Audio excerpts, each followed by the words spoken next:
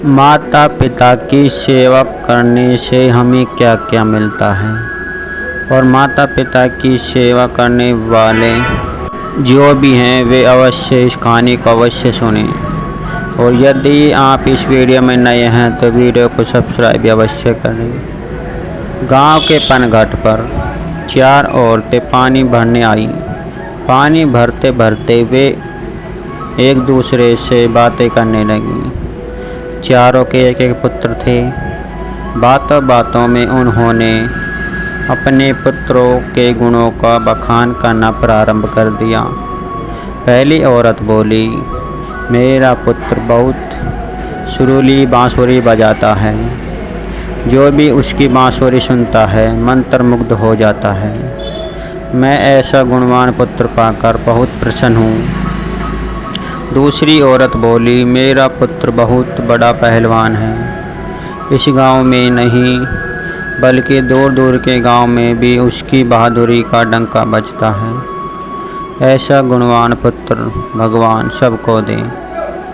तीसरी औरत पीछे खड़ी और वे भी बोली, मेरा पुत्र कुशाग्र बुद्धिमान है। उससे अधिक बुद्धिमान इस पूरे गांव में नहीं है। लोग अपनी समस्या लेकर उसके पास आते हैं। मैं ऐसा पुत्र पाकर धन्य हो गई। चौथी औरत ने सबकी बातें सुनी लेकिन कहा कुछ भी नहीं।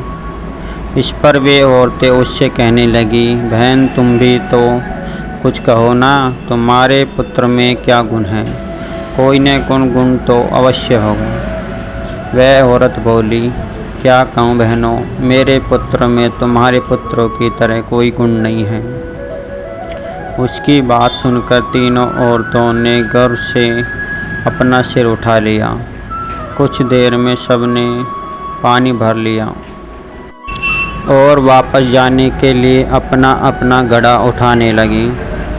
उसी समय पहली औरत का पुत्र हाथ में बांसुरी लिए वहाँ से गुजरा। उसने देखा कि उसकी माँ का पानी घड़े से भरा हुआ है और वह उठा नहीं पा रही है, किंतु उसने अनदेखा करके वहाँ से निकल गया। फिर दूसरी औरत का पहलवान पुत्र भी वहीं दूरी पर बुदगर कसरत कर रहा था। उसकी माँ घड़ा उठाते ही जैसे ही उसका पैर फिसल गया, किसी प्रकार वह संभल गई, किंतु पहलवान पुत्र अपनी माँ को नज़र उठाकर देखने के बाद भी उसके पास नहीं आया और अपनी कसरत में लगा रहा। तीसरी औरत का पुत्र भी वहाँ से किताब पढ़ते हुए निकला। उसकी माँ ने उससे कहा, पुत्र मैं दोनों हाथों से घड़ा पकड़े हुए हूँ, ये रस्सी जरा मेरे कंधे पर डाल दें। लेकिन वह माँ की बात अनसुनी कर वहाँ से निकल गया। तभी चौथी औरत का पुत्र वहाँ आया। अपनी माँ के सिर पर घड़ा देखकर उसने उसके पास गया और उसके सर से घड़ा उतारकर अपने सिर पर रखकर चलने लगा। कुएं के पास बैठी एक बुढ़िया यह सब देख सुन रही थी।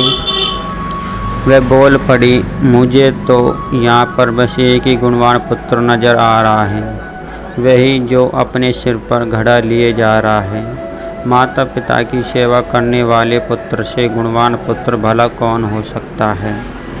इसलिए हम सभी को माता पिता की सेवा करनी चाहिए। और इस कहानी से ये सीख भी मिलती है कि गुणवान वही है जो अपने माता पिता की सेवा करे और साथ ही उनकी सहायता के लिए तत्पर रहे।